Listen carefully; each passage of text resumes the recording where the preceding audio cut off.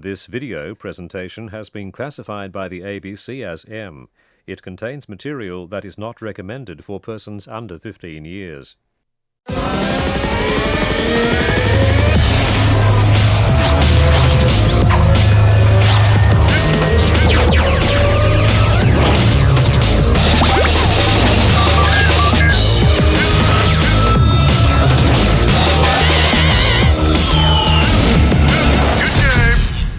Hello and welcome to Good Game, the show for gamers by gamers. I'm Barjo. And I'm Hex. Coming up on the show this week, with the release of the iPad 2, it seems more and more of you are choosing it as a gaming platform. So we check out some of the latest to make sure all of your games are good ones. We also round up some of the responses to the fanboys versus haters debate on the Legend of Zelda series. There are some people that would deride the Legend of Zelda series for being formulaic, but the fact is its familiarity with gamers is what makes it so popular. Plus we check out another type of link in the latest Tiger Woods golf game. Well, that was a tough break there, Jimmy. That was a good putt.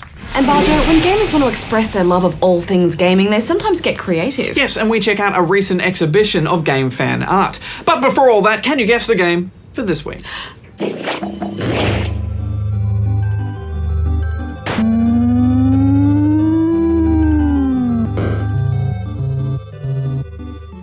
Whoa, before you even go read the news, Barjo, we do have some exciting things to give away to whoever can prove they're worthy of it. Just these amazing gaming-related things that we've been... It's chicken pen, you love those. Cleaned out your desk again. Yep. Yeah, nice. It's quality stuff.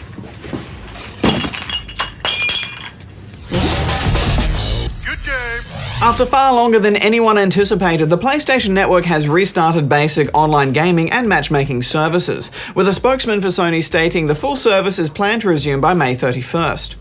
While some services return, the fallout for Sony continues to build. Beyond being a public relations disaster and causing financial losses for developers, multiple court cases have been brought against Sony, with one Canadian class action suit seeking over $1 billion in damages.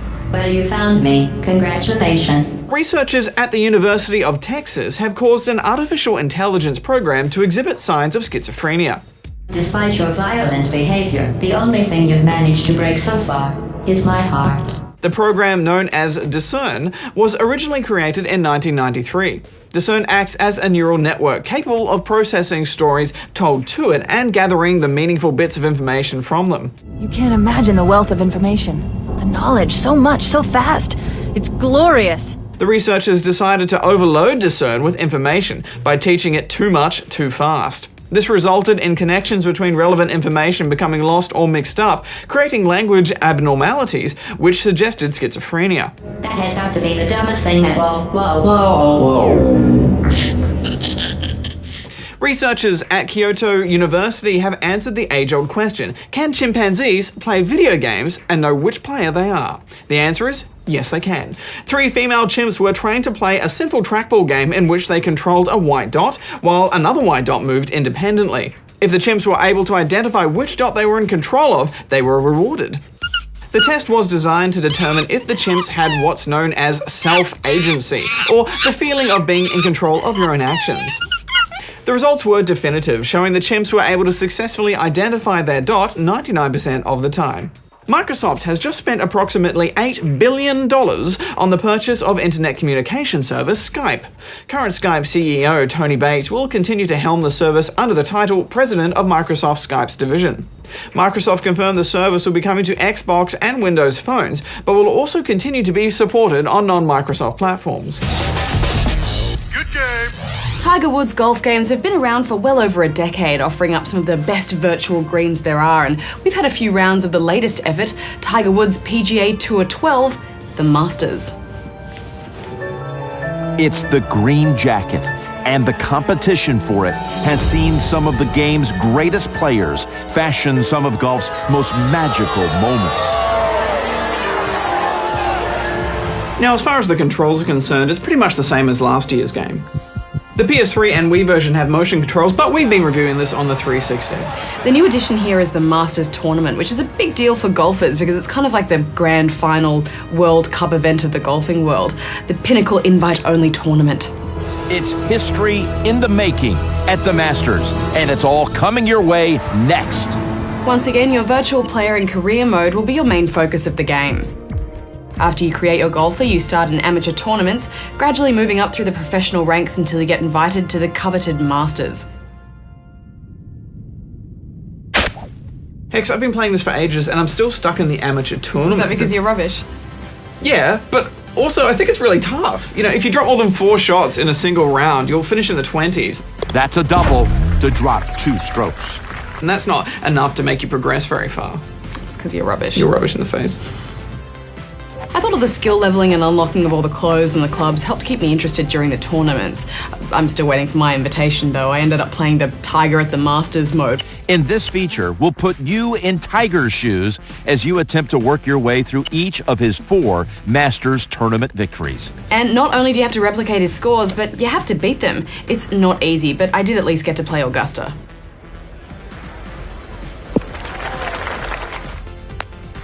It's in the books. It's a birdie. I did find it interesting how EA have shifted their focus on Tiger Woods himself to the Masters tournament, and I think it's pretty safe to say that it's because of his personal life issues and they've made him a bit on the nose. Yeah, I mean, not enough to be removed entirely, but let's take a look at the cover art. Here he is, front and center. Here he is to share the cover with some other dude. And now it's just a flag, and I think that's him there. I did enjoy the Masters moments though, Hex. These take bite-sized moments of golfing history for you to try and virtually relive. These are nice, quick challenges and yield juicy XP for you to improve your golfer. Other additions this year include a caddy who will usually offer you some good advice on each hole, as well as giving you a few options for decent shots. Use some focus when dealing with risky shots. It can be used to hit the perfect shot. You don't have to follow his advice and you can turn him off, but I kind of liked having him around, a bit of company. Yeah, they also have golf commentating from legend Jim Nantz on board this time, and it definitely helps sell the experience. On the green and an eagle look. Of course, there's plenty to do online. Little course pun there for you. Of course, never mind. You can join in live tournaments, take on challenges by other players, or just do a quick round with some match-made opponents. Although we found we stood no chance with our newbie golfer in those online tournaments. Yeah, you're definitely going to have to sink more than a few hours into leveling in the solo career if you want to seriously compete online. Anyway, Badge, final thoughts? Golf games are interesting beasts. I never think I'll get into them, not even for a second, but then I'll just find myself shouting and screaming at every missed putt, and the leveling really sucked me in here, so I'm giving it 8 out of 10 rubber chickens. It's the same punishing and rewarding experience that you get from the real game, only here you don't have to wear silly pants and pay green fees. So, yeah, I'm going to give it 8 as well. Good game.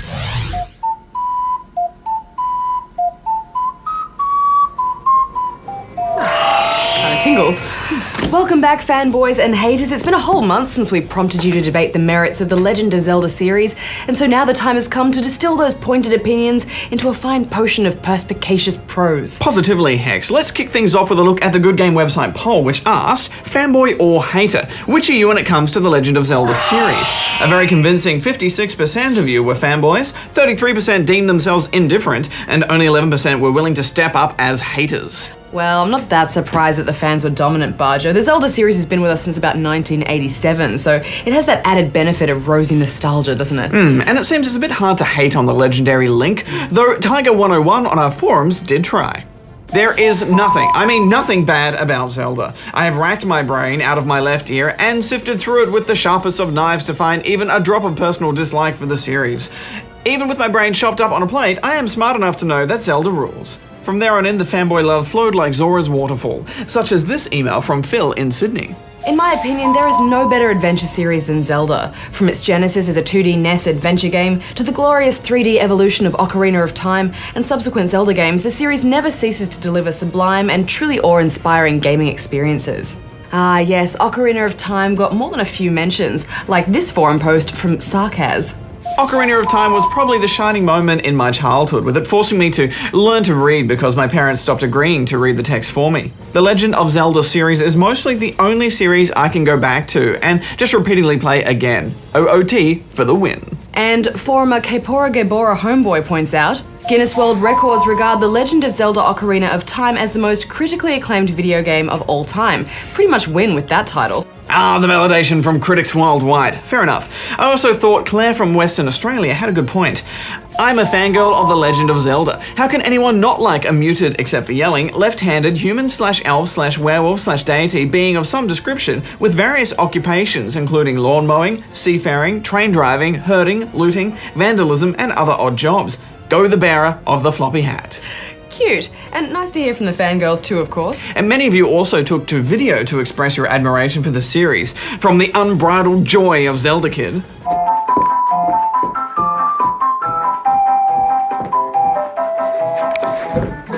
From Brody in Milan. I'm a fanboy. It has great gameplay, nice music, nice storyline. It's a bit messed up with the storyline, but I made it offended to the end. Kevin in Perth. The music, the gameplay, everything that combines together to make a great game is inside Legend of Zelda. And Louis in Geelong. It's just extraordinary. The different songs, the different instruments. It just can't get any better. The gameplay is great too. From the ease of Z targeting to the simplicity of the C buttons. From the Kokiri knife to the giant sword. They warm my piece of heart, Barjo. We particularly loved this brilliant animation and perceptive argument from Zelda fanboy Glyn. While Ocarina of Time is a classic medieval tale of good versus evil, Link's Awakening is a postmodern and almost philosophical adventure into the question of reality. Zelda is a genre of its own. It is to gaming what Impressionism is to painting. It has practically defined a large proportion of games today, yet remains entirely distinct from all other experiences. Seriously, great stuff, Glenn. But enough with all this namby-pamby fanboyism, Hex. I want to hear what it is that those 11% of haters are stewing over. What is it about Link that they think stinks? Hugh from Melbourne emailed in. I like the Zelda series, but I think that Nintendo have milked it way too much. Yes, Connor in Western Australia also reckons the series has lost its magic. The simplicity of the combat and the familiar narrative and locales may have impressed us all some time ago, but Zelda has simply refused to evolve into a next-gen game. Well, Badge, maybe it's simply a case of I like your old stuff better than your new stuff. Kaylin in Sydney wrote in. The Legend of Zelda is a fantastic series as a whole, but I can't help but think the series is becoming more linear with each installment. Old school simply said, here is a sword, now go have an adventure, whereas now it's, here is a sword, now go to the next town where you'll be pointed to the next dungeon, and so on and so forth. Let's hope Skyward Sword cleans this up. Clearly, no one likes hand-holding in games, Hex. Zaidu on our forums is hoping for a change too. No one can hate Zelda, though I do want to see a dramatic shift for Skyward Sword, not more of the same.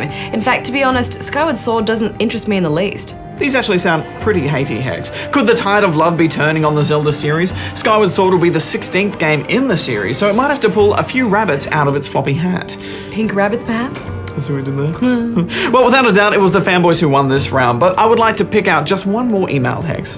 Zelda's a good-ish game, but when they released Link's Crossbow Training, I was put off the Zelda series forever.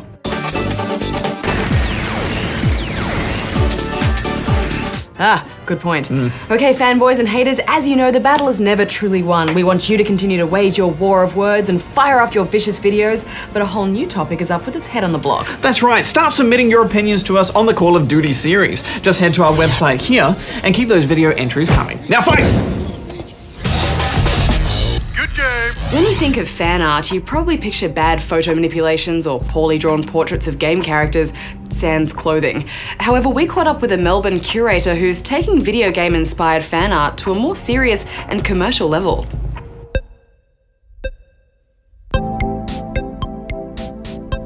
We try to source local artists, artists who may not necessarily have sold a piece of work before, or even hung in a gallery before. A lot of the time is spent online, going through forums and artist blogs and or artist-based websites, just searching because there's a lot of work out there. In our searching online, we tended to come across a whole lot of video game-based fan art. Some of this stuff was almost game-ready quality work. We were trying to say we're viewing your artwork on the same level as our professional artists, make them realise that we think it's worthy of framing or painting or displaying or printing out, currying and finally hanging it in an exhibition.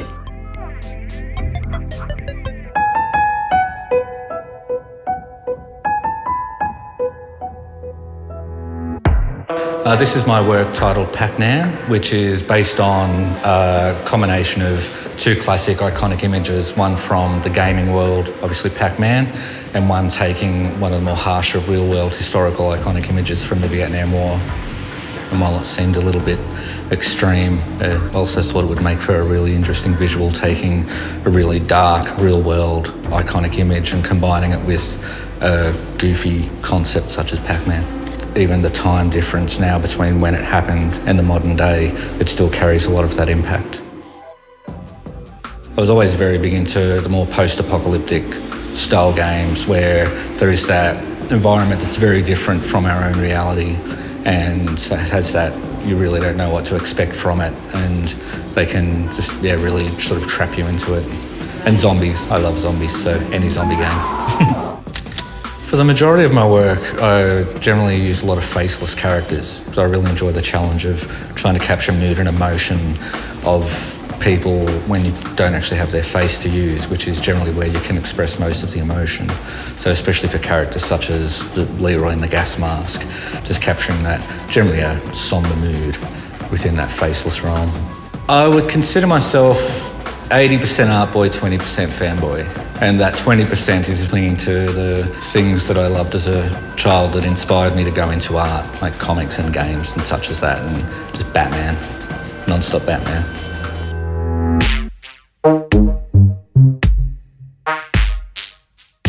My name's Lee. I work under the name Dirtfish, and I've come from a graphic arts background.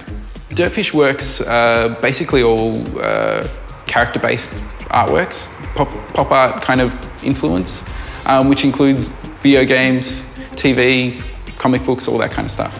In the way that a video game plays out as a bit of a story where you've got your hero and you've got your villains, the paintings play out in the same way. The reason I chose Space Invaders is because it's a really simple block design, and it can be reinterpreted in lots of different ways. And a lot of times with my artwork, there's a lot of patterns and block design as well, so it kind of fits in nicely.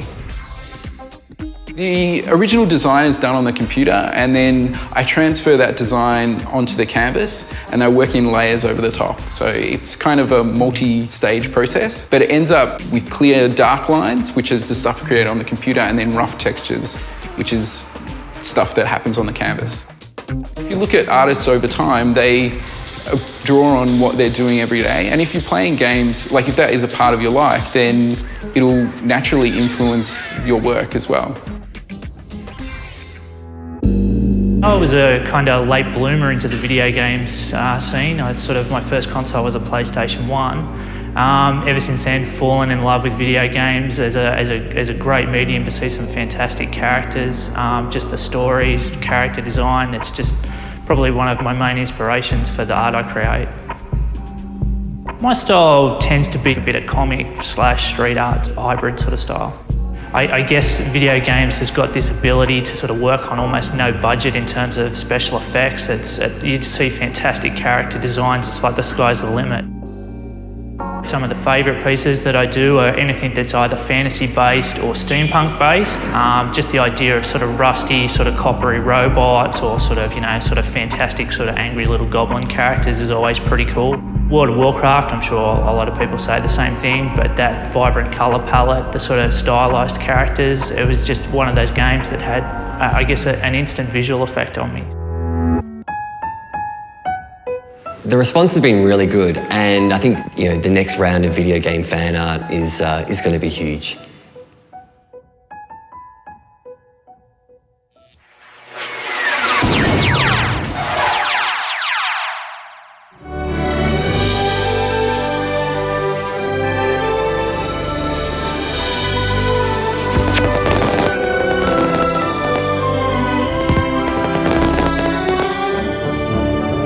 It wasn't actually very hard to come up with. It was Lode Runner on the Apple. I was too young to have my own computer, but my brother, he was very much he assembled. It was I think called a Laser 3000. It was just like one of those clone machines, and he put together a few games. And he did the Zork and stuff like that. But because I was a really little kid at the time, so I needed the visual.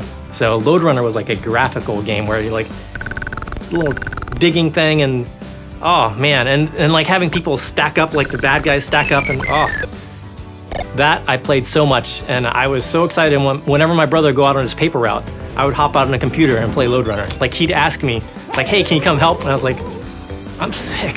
I'm not feeling good, buddy. And as soon as he's gone, and that paper route was huge, so I played Lode Runner for 2-3 hours. I loved that game.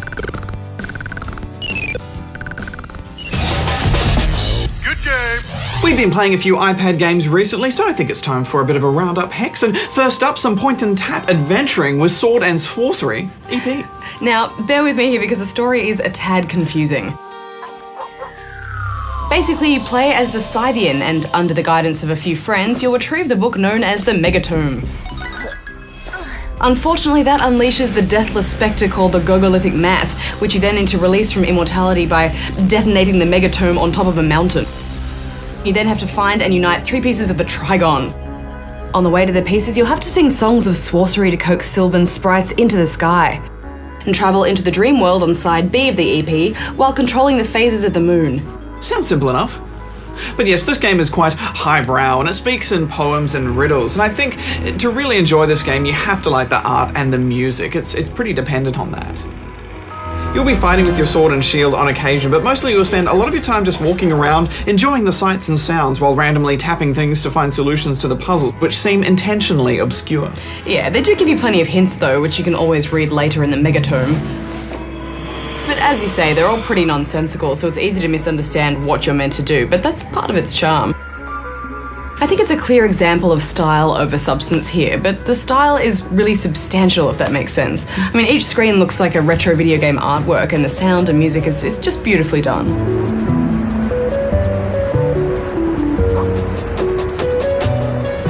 It definitely has style, and I mostly get what it's trying to do, but I felt at times it was still just not clear enough and I ended up going around in circles. Also, the constant urging to share your experience on Twitter I found a bit spammy. It doesn't really help your experience at all. But I did enjoy the weirdness of it. I felt like I was gaming within a painting, so I'm giving it 8 out of 10 rubber chickens.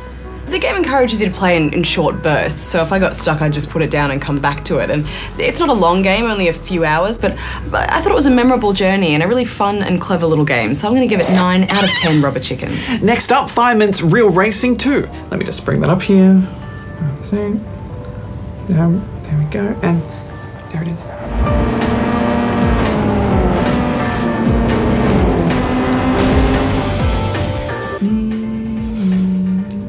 The first thing that struck me was just how fully featured this game is. There's a big career, quick races, time trials, and online and local multiplayer. And it looks great. It's definitely up there with the better looking iOS games.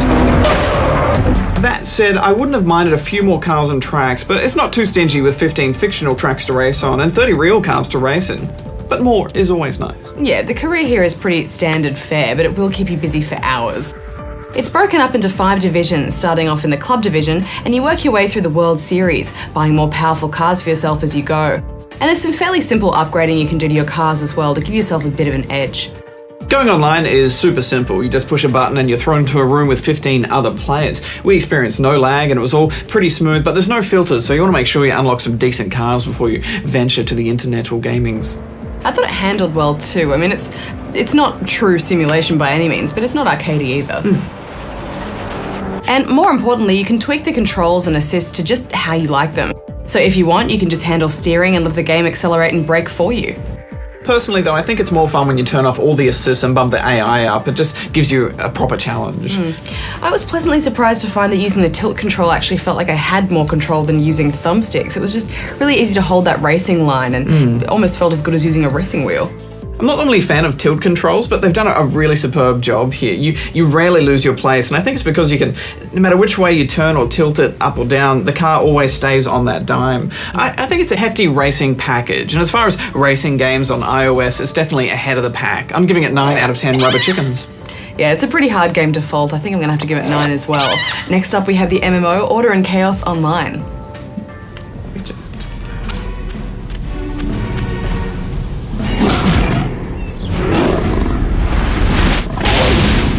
Now, I have to admit, I was fairly skeptical of an MMO running on an iPad, but it's not so bad. It takes a lot of cues from World of Warcraft, and it's fairly shameless in that, but it's got all the basics. Starting out, you choose either a human or an elf character to fight for order, or an orc or undead for chaos. You then pick your class from warrior, mage, monk, or ranger. There doesn't really seem to be any story beyond that, though, or even much lore. There's just order and chaos, and you quest, which so far is your fairly standard fetch 10 of these, kill 8 of those kind of thing. It's all PvE until you hit level 20 when PvP is forced on you, but until then you can challenge other players to duels. We haven't reached level 20 yet, but we have heard some reports of some pretty hectic grave ganking in quest areas, so be warned. You have your standard dual virtual stick controls, which to be honest I usually am not much of a fan of, but they do work with the point and clicking of an MMO here, and the menus are laid out well and easy to understand. You can assign 6 spells to a wheel in the corner and put potions into a little side menu for easy access, and you can join and set up guilds or just set up temporary teams. There's a handy built-in music player and a simple to use chat window, although it's really annoying in-game as it always pops up right in the middle of the screen, often when you're just trying to pick up loot, and there's no option to turn it off. Leveling is slow and tops out at 40, but when you level up you earn a point that you can spend on one of your talents. There's no control over leveling specific attributes though, and as I said earlier, there really isn't any story to guide you through the world, which is surprisingly big, so you kind of just keep pushing into undiscovered land looking for more quests. Order and Chaos Online isn't free to play though. You do get 3 months free when you first get the game, but after that you will need to subscribe. But where they'll get you are the in-game purchases, none of which you can't earn just by playing the game, but if you want you can buy runes that will resurrect you on the spot if you die, and of course you can pay for literally hundreds of dollars worth of gold if you're so inclined. Now, we admit we've only scratched the surface of this game, so we really can't score it until we've played it for a little bit longer, especially since we've heard that things change a lot after level 20. But I don't know, based on what we've played, I'd say it's not going to take over anyone's WoW addiction just yet, but as for an MMO on the go, I'd say it's in a class of its own. Yeah, it's definitely one of the more meatier games on the App Store. They really need to fix that chat window thing though, but I think they've got a solid base for an MMO here. It's not very original, but this is the most WoW-like experience you can have with a portable game, and I think that's quite an achievement. Well, there you have it, 3 mobile games which we think really show how mobile gaming has progressed over the years. Remember Snake? Snake was rad. I had Snake on my phone. Good game. So did you guess the game for this week? It was of course Golf, released for the NES in 1986, and no, that's not Mario, despite looking like our favourite plumber. His name was actually Asan. The game is remembered for introducing the power bar for the swing, a golf game staple to this day. So if you want to win this awesome pile of crap from your desk, yes, you need to plead your case on the Good Game Facebook page, the Good Game forums, or the tweet stream with the hashtag GGTV. And we'll also throw in a Good Game t-shirt. Coming up next week, Brink. We've actually had the game for a little while, but have decided to delay our review. Yeah, since the game wasn't out yet when we played it, we really only had ourselves and bots to play with, and it just wasn't an accurate representation of the game and not really fair to review it based on that. Yeah, it's being touted as a single player and multiplayer game blended together, but we really feel it's a multiplayer game, so we'll bring you that next week.